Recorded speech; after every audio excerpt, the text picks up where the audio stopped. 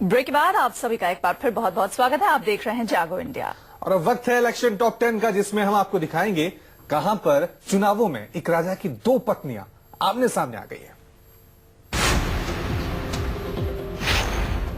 अमेठी के राजा संजय सिंह और कांग्रेस सांसद संजय सिंह की दोनों पत्नी यहां से चुनाव मैदान में हैं। गरिमा सिंह ने जहां बीजेपी के टिकट से अपना नामांकन दाखिल किया है, वहीं दूसरी पत्नी अमिता सिंह कांग्रेस के टिकट पर चुनाव मैदान में है। वहीं एसपी कांग्रेस गठबंधन होने के बावजूद एसपी से गायत्री प्रजापति ने भी यहां से अपना पर्चा दाखिल कर दिया।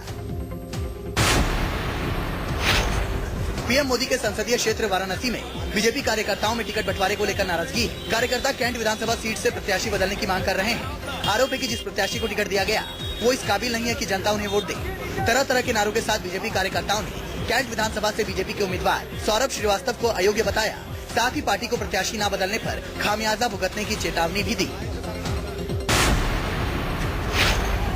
यूपी विधानसभा चुनाव में अजब गजब रंग दिखाई दे रहे हैं। चित्रकूट के गरौठा विधानसभा सीट से बीजेपी उम्मीदवार जवाहर राजपूत बैलगाड़ी पर नामांकन दाखिल करने पहुंचे। इस मौके पर उनके साथ कोई 4 पहिया वाहन नहीं था। कलेक्ट्रेट पहुंचने से पहले पुलिस ने उनके काफिले को रोक लिया। करीब 1 घंटे तक उन्होंने पुलिस को समझाने की कोशिश की, लेकिन जब पुलिस नहीं मानी तो वो बैलगाड़ी से उतरकर पैदल ही कलेक्ट्रेट पहुंच गए। केंद्र सरकार ने सुशील सिंह की सुरक्षा बढ़ाई। सुशील सिंह को एक्स श्रेणी की सुरक्षा दी गई है। हाल ही में बीजेपी में शामिल हुए ब्रजेश पाठक की भी सुरक्षा वाई श्रेणी से बढ़ाकर जेड श्रेणी कर दी गई है। पूर्व सांसद और बाहुबली नेता धनंजय सिंह की सुरक्षा में इजाफा किया गया है। धनंजय सिंह को वाई श्रेणी की सुरक्षा दी गई है। इसके अलावा बीजेपी के उम्मीदवार एसपी बघेल को भी वाई श्रेणी की सुरक्षा दी गई है। भारतीय जनता युवा मोर्चा के प्रदेश अध्यक्ष सुब्रत पाठक को एक्स श्रेणी की सुरक्षा दी गई।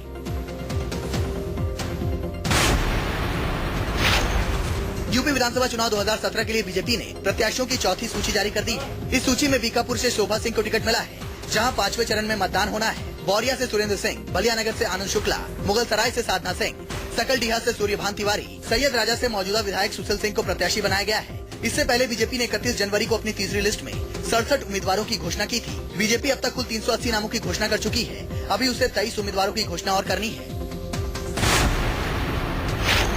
मेरठ कैंट विधानसभा से चुनाव मैदान में उतरे पेशे से डॉक्टर नरेश चंद्रा ने अनोखा मैनिफेस्टो जारी किया है। नरेश चंद्रा ने अपने घोषणा पत्र में 11 वादे किए हैं, जिनमें महात्मा गांधी स्वच्छता मेरठ कैंट, बाबा भीमराव अंबेडकर आरओ वाटर योजना, पंडित दीनदयाल उपाध्याय गुणवत्ता रंगीन पथ विन्यास योजना, डॉक्टर राम मनोहर लोहिया स्वास्थ्य सेवा योजना, कल्याण चावला तरंग योजना, सचिन तेंदुलकर खेलकूद योजना जैसे प्रमुख हैं।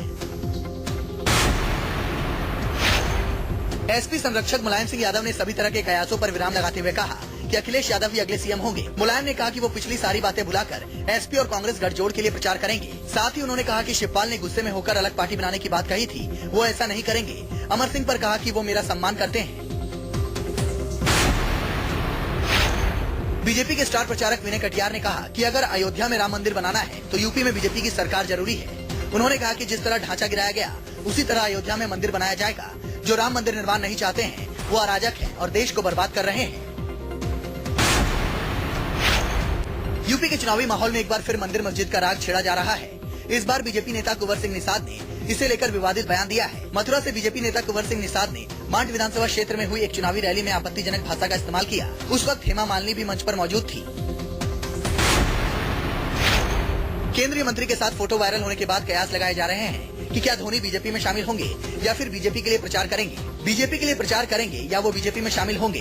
कयासों पर विराम लगाने के लिए जब उत्तराखंड बीजेपी के प्रवक्ता विनय गोयल से बात की गई तो उन्होंने कहा कि धोनी बीजेपी के काफी नजदीक आ गए हैं। उन्होंने कहा कि बीजेपी युवाओं का सम्मान करती है और धोनी युवाओं की प्रेरणा है।